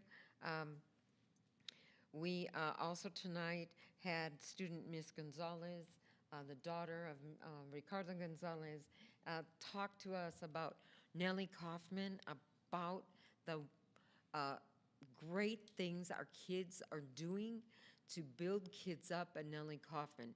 And it is called Skills USA. And I am so excited to see all the number of students that are actually presenting, and that is a wonderful program. The last thing for me would be the Carlsbad museum visits with Cathedral City High School, Matt Howe, and the honor of the National Association NAM Music Merchants Award, Foundation Award for 2026. Again, the talent that is happening on behalf of our students, with our students, is just commendable, and thank you all. Mr. Spariswata or John? I can go next. Okay. All right, let's see. First of all, thank you to all our presenters tonight, our public speakers. Sharing your perspective gives us a better way to make informed decisions. We generally appreciate that. I'd like to recognize former councilman from Desert Hot Springs, Roger Nunez, who's in the audience with us today. All those that got recognition, it was nice to see a young man get recognized who's involved in community service with his Rotary Club, the Early Act Club at Rancho Mirage Elementary School. What a wonderful thing that is to do.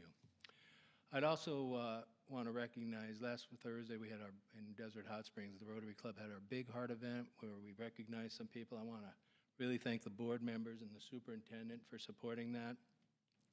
I'd like to thank the Desert Hot Springs Color Guard for opening that up, and the Palm Springs Honor Singers, Elizabeth Eldar, Danica Gonzalez, and Peyton Hoy, for singing the national anthem and then a beautiful song.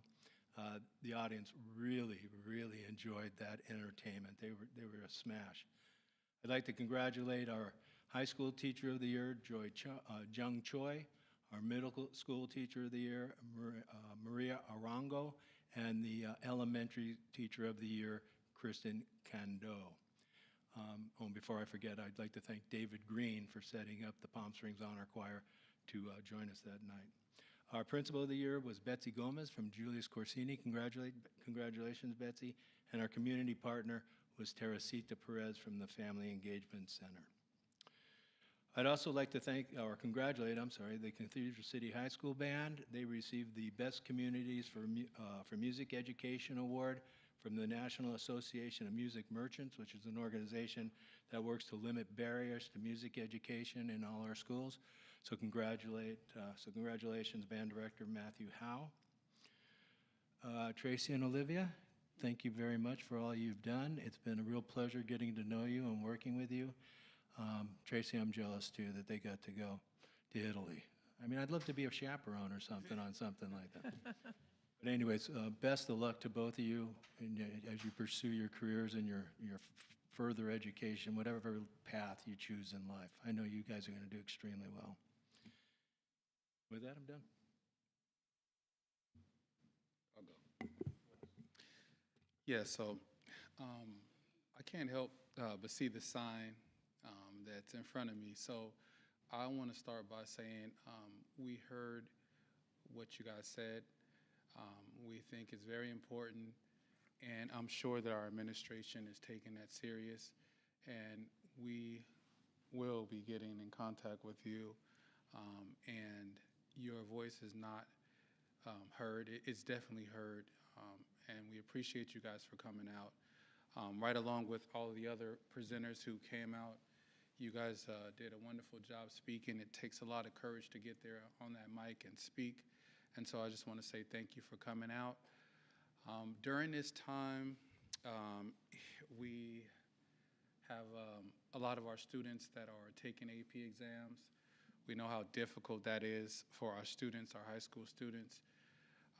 These tests are very difficult. I happen to have a son who has taken the AP exam a couple of times, and the work that he puts in, the time that he's losing sleep, the different efforts that the family has taken, put in place for these students to be able to make it to the practice exams, all of the different work that everyone is doing in all those schools. I want to say kudos to you and congratulations to those kids, all that are taking those AP exams, and good luck to you. I also want to say that, May 1st is coming up here soon. And so all of you students that are looking to college and looking to go to college, congratulations to you guys. Make sure that you pick the right university. And from experience, please think about your parents when you guys are thinking of all of these schools. Us parents are the ones that are going to have to pay for all of that college. So please take us into consideration, you guys, when you're picking a school, as well as how beautiful the schools are. And good luck to all of you out there. And next to our board, student board members, I want to say congratulations to you guys. Making the effort of looking flawless while giving those presentations and dealing with all of the things that you guys have been dealing with is amazing. We happened to get a report earlier by Laura, and it showed all of the work, and some of the students had 20 extracurricular activities that they were doing. I know you guys have a lot that you're doing. I want to say congratulations, well done. Make sure that you choose a college that you will enjoy and have a great time at. And I want to tell you guys thank you for being so great. And let's see what else I have. Oh, I attended an event also at College of the Desert. It was Mobius. Mobius is an activating the Coachella Valley. It is an arts culture as well as politics. We have so many different things going on. Our young students are very important. Their voices are loudly heard. The comments, the discussions that were taking place, our future is bright. We have great young minds that are looking to take our world and move us into a better place. And so just going to events like this always warms my heart to see all those young students. And congratulations to COD. And that'll conclude my comments. Mr. Perez-Cueta. Thank you, President Cornet. I would like to start thanking the public for your comment, for expressing your concerns. We take your comments serious, and we would do the step that we had to take. Les quiero agradecer por estar aquí y tomamos en serio sus preocupaciones y vamos a tomar los pasos que se necesitan hacer. Muchas gracias por estar aquí. Also, I want to thank the student board member, Tracy and Olivia, great presentation. I'm very proud of both of you. Thank you. The presentation that we have, starting the study session with Laura Musial. Thank you for your great information that we received. The facilities, Dr. and Dr. Araiza from English Learning Coordinator. Thank you for your presentation. I'd like to see the former Desegate Springs City Council here, Roger Nunez. Thank you for being here. Thank you for, I don't know if you like this meeting. I don't know, would you approve us? Thank you for being here. And good to see you. In the April 15, I attended the event, Do the Right Thing, that they do every month. And this time was the Palm Springs City Hall Council Chambers. I want to congratulate the whole honor scholar. This time was four from four different schools. This winner received a plaque, certificate, commendation, and a prize package value at more than $700.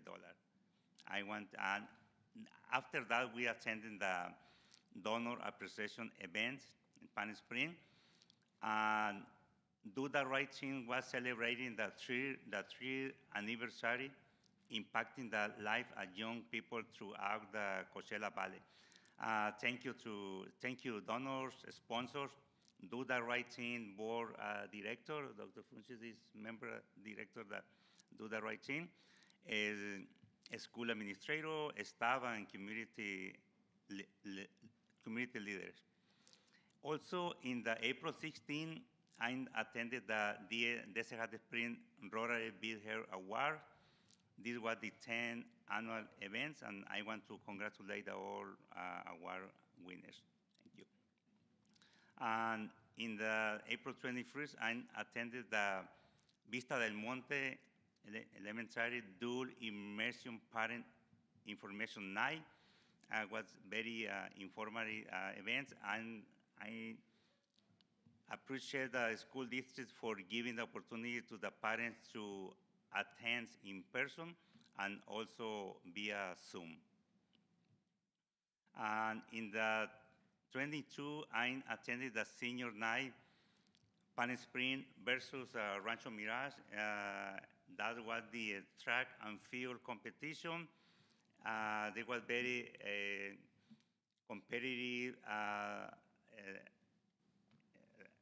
event and good turnout from the community. It was a full house in that field, in the football field. And also in the next day, and at April 23, I attended the dance show in the Rancho Mirage High School too. And they performed for around 2 hours in different categories. And I want to thank the principal, Brian Hendra, because in both events that I attended, they are running from one place to another one to be sure that all events is running good and the students and the families are safe.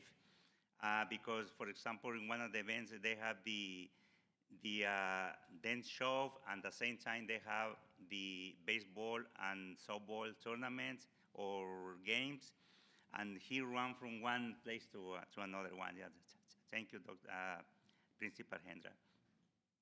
And the last one, in the April 25th, I attended the inaugural Palm Springs Unified School District Honor Band concerts at the Richard Center for the Arts. This was around 60 outstanding student musicians nominated by the band's director from Cathedral City High School, Desert Spring High School, Rancho Mirage High School, and Palm Springs High School.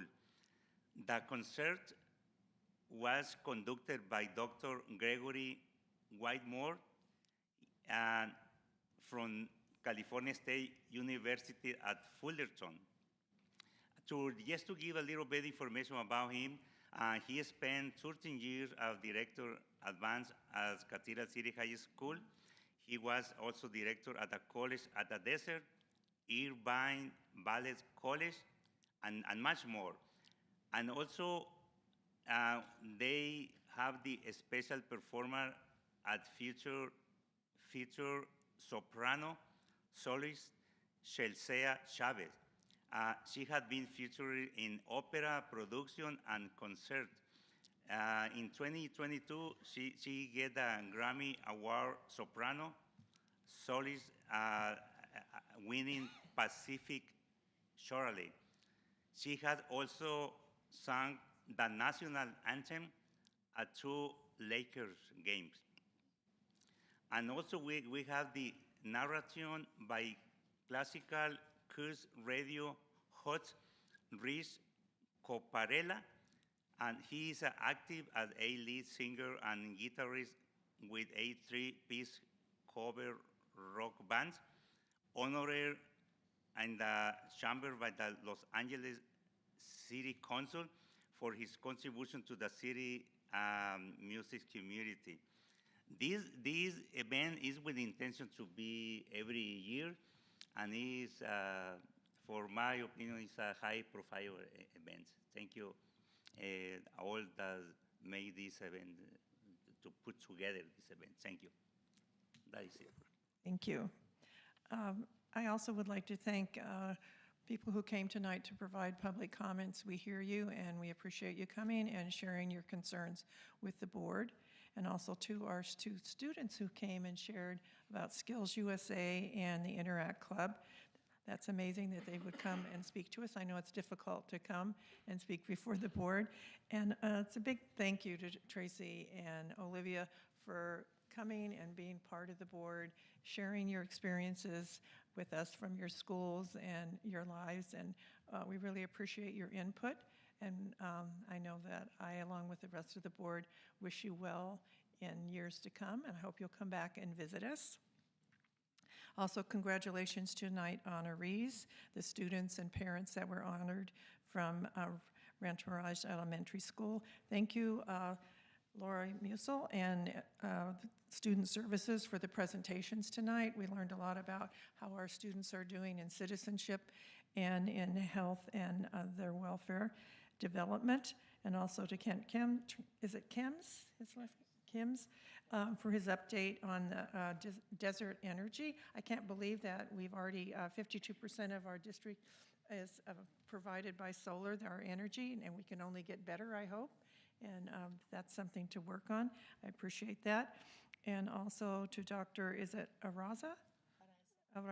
For his update on our English language learners reclassification. I know how hard it is to take that test. It's just like taking the SBAC. And so I'm glad that we are preparing our students for that. Also, I'd like to say, like other board members have, congratulations to Cathedral City High School for they received this national award. It's also for their exemplary dedication to music education and their efforts to ensure equitable access to music learning. So kudos to them and Matthew Howell and all of the people there that work with the bands at Cathedral City High School. I also was able to attend Rancho Mirage Women's Club Philanthropy Award Luncheon. At that luncheon, Rancho Mirage Elementary School and the Boys and Girls Club of Cathedral City were among the recipients who received recognition and financial support. The Rancho Mirage Women's Club, I'd like to thank them for all that they do for our youth in our community. They do an outstanding job, and it was a very nice recognition for those two organizations and others. Along with Dr. Funches and other board members, it was really a pleasure to go to the Big Heart Awards dinner that night and to see everybody, not only from the school district, but from the city and the community be recognized for their support. And I was also able to attend the Do the Right Things. And again, kudos to Dr. Terry Ketover and all of her team that put on those wonderful awards and recognition for our students and families.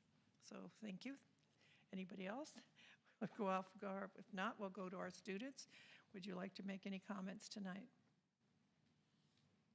I would just like to say thank you so much for this amazing opportunity. If I'm going to be honest, I really was not going to apply for this position, but I know Philip, who was the former Rancho Mirage representative, was very encouraging, and he just said so many good things about it, and I was like, okay, I'm going to take a step and see what happens, and I'm really thankful that I did and that I listened to Philip. But I would just also like to thank you for the Sacramento trip. That was one of the most amazing trips I've been on with these great people here.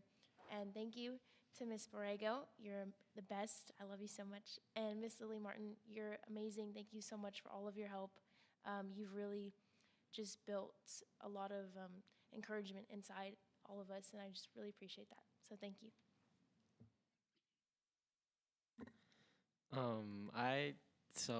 When I was a freshman, I watched one of these meetings. I came to watch, and I saw Angelique up there. She was the representative for Palm Springs at the time, and I really gravitated towards doing this. And come my senior year, I get elected, and I come here, and really, everyone always says it, and I never believe them, but it really goes by like the snap of your fingers, and it goes by so quickly, and I really just remember all the great things that I had, all the great things that I experienced by being in this position, and what it means for me and what I learned about it and it means a lot to other people too, and it's just something that I never would have expected had such a great value, even when I was thinking about doing it when I was a freshman, and I'm here now. So I'm really grateful for the opportunity.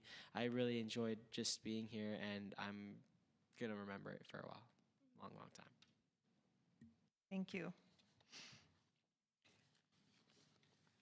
Item 15, or item 16, we have a superintendent's report. Dr. Funches? Thank you, Board President Cornett, and I did want to speak to Mrs. Campos as well. The district will continue to work with you and your family to see how we can bring the best resolve to the situation and continue to support your son, okay? I also want to thank our student board members as well. I want to thank you for your tireless efforts at displaying excellence. Olivia, Tracy, you are future leaders and difference makers. And just know that we're very proud of you. Job well done. And to our leaders that presented tonight, Laura, Kent, and also Dr. Areza, thank you for your leadership. Thank you for not settling, but moving things forward. Very much appreciated. And I'm going to be brief because a lot of the things I was going to present tonight have already been said by the board. Thank you very much. We appreciate all of you, the work that you do and being in the community. Next slide, please.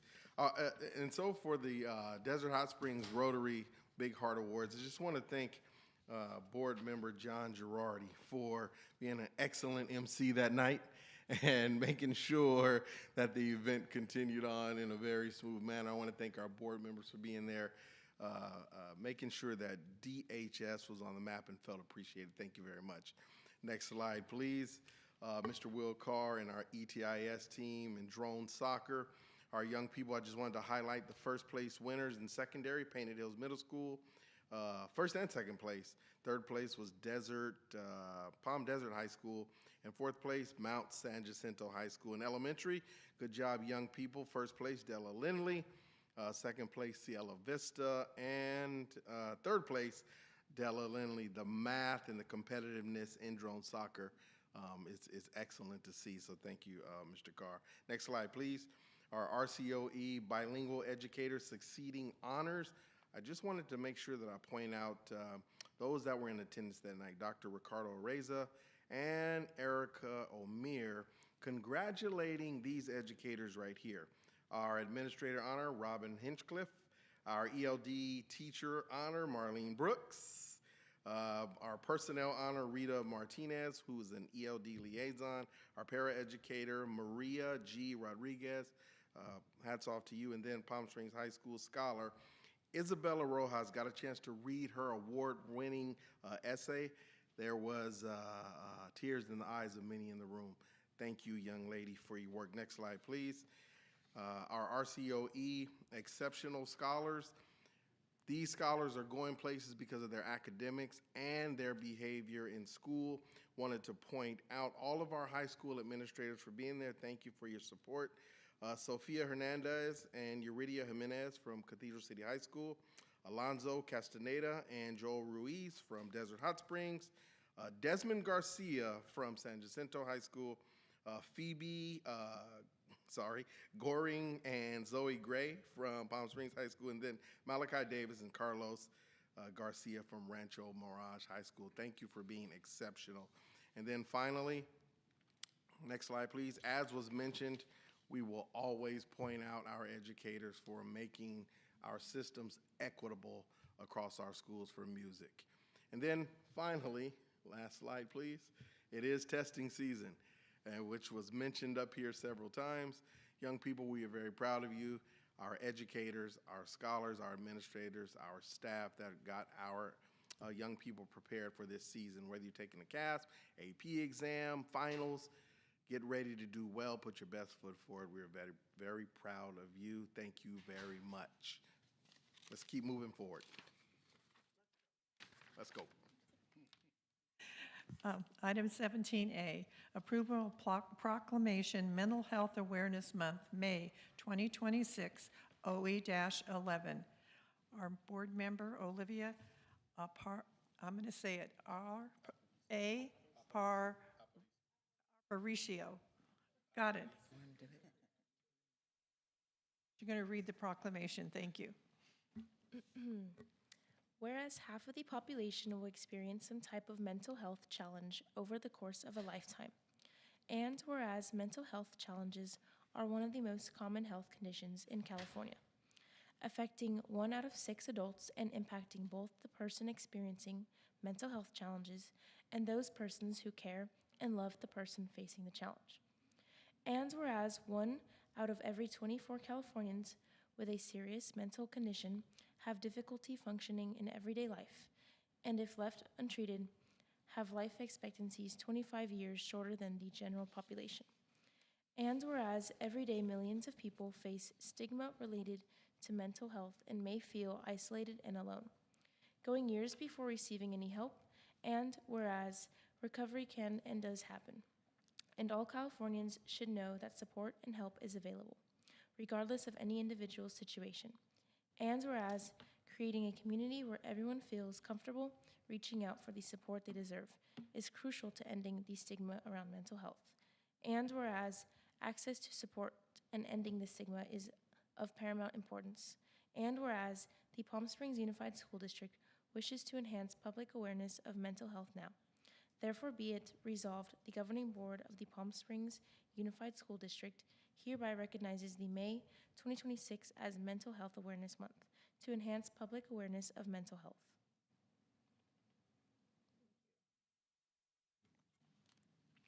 Can I get a motion to approve 17A? Move for approval. Can I get a second? Second. Are there any questions? All in favor? Aye. Motion passed. 17B, approval of certificated and classified employees transactions, OE-4.4. Can I get a motion to approve 17B? So moved. Second. Are there any questions? All in favor? Aye. I abstain. Motion passed.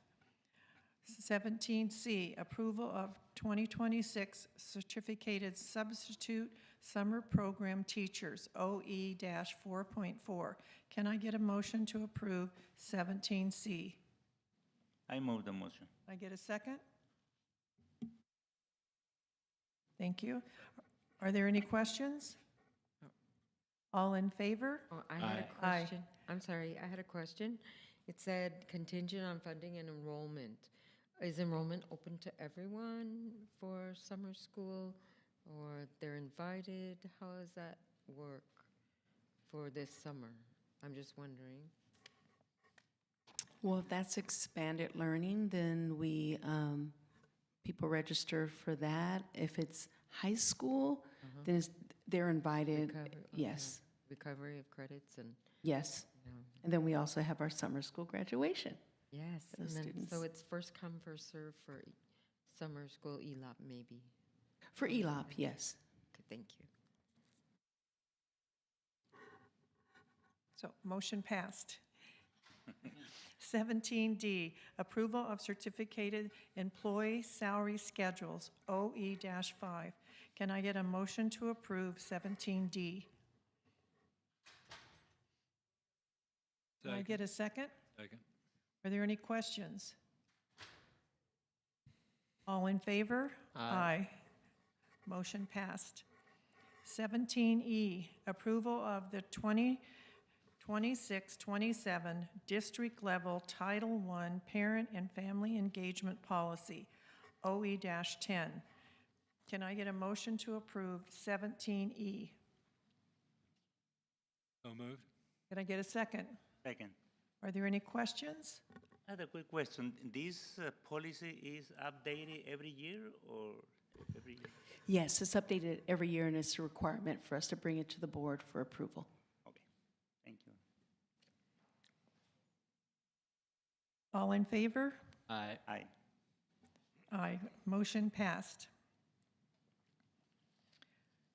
Let's see, we're on E. Okay, yes, F, sorry, thank you. Adoption of Resolution 2025-2026-39, authorizing filing of applications for the State Allocation Board Administer Career Technology Education Facilities Program for the Palm Springs Unified School District, OE-12. Can I get a motion to approve 17F? I move the motion. Can I get a second? Are there any questions? All in favor? Aye. Motion passed. 17G, adoption of resolution number 2025-2026-41, terminating services of classified employees for lack of work and/or lack of funds, OE 4.4. Can I get a motion to approve 17G? So moved. Can I get a second? Second. Are there any questions? All in favor? Aye. I abstain. Motion passed. 17H, approval of rejection of claim number 2025-2026-10, JKB-C versus Palm Springs Unified School District, 670706, OE-7. Can I get a motion to approve 17H? Move. Can I get a second? Second. Are there any questions? All in favor? Aye. I abstain. Motion passed.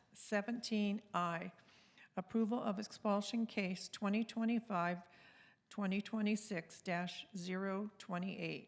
Recommendation and findings of fact and conclusion of law, OE-11. Can I get a motion to approve 17I? Move for approval. Can I get a second? Second. Are there any questions? All in favor? Aye. Motion abstain. passed. Superintendent's consent items. Superintendent consent items 18A through G. Would anyone like to pull an item for discussion or review? Not seeing anyone wants to pull an item. Can I get a motion to approve superintendent's consent items 18A through 18G? So moved. Can I get a second? Are there any questions? All in favor? Aye. Motion passed. Information. Information item 19A through 19C. As a reminder, the following agenda items are information only and require no action. The board has received and reviewed this information. Item 20, do any board members have suggestions for future agendas?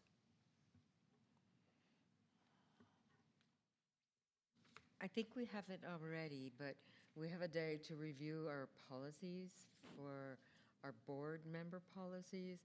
I would like to recommend that we review the state policies to be updated as well. If you see the website, there's 2 sets of policies, and those need to be updated, I think. So that would be something that we would need to do.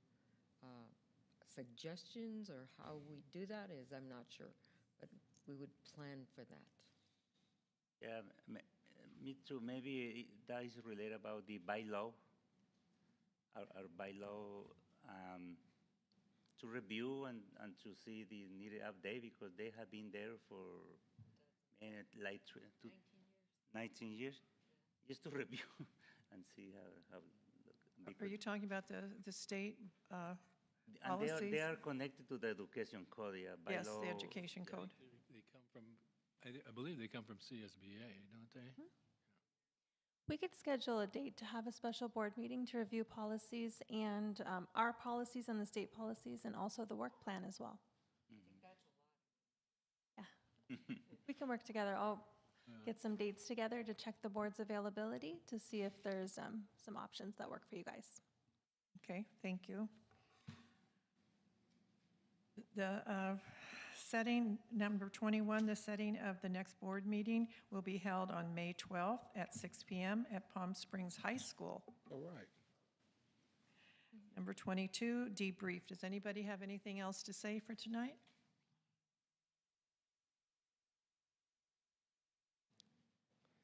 No? You in May. This is your last meeting, but we will see you again. And hopefully your graduation. parents will join us and we'll give you your stoles for that, for graduation. So we're looking forward to that. And what meeting is that on the, is that on the? May 12th, the next board meeting. That's on our next board meeting. Thank you. Now we come to item 23. Can I get a motion to adjourn the meeting? Move for approval. Can I get a second? Second. Are there any questions? All in favor? Aye. Aye.